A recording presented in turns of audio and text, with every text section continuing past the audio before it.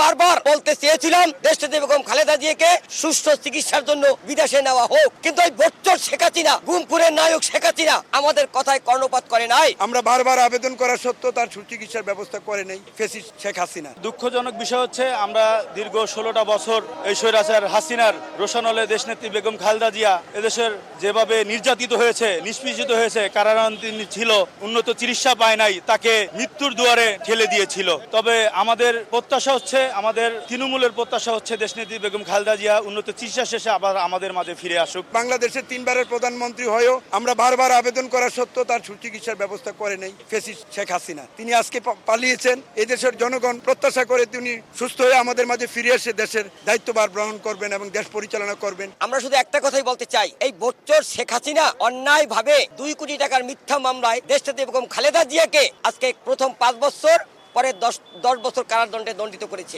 এবং সে সেখানে বসে স্লো পয়জিং এর মাধ্যমে আজকে তাকে অসুস্থ করে তুলেছে, তাকে দুকে দুকে মৃত্যুর কাঠ করে নিয়ে গেছিল।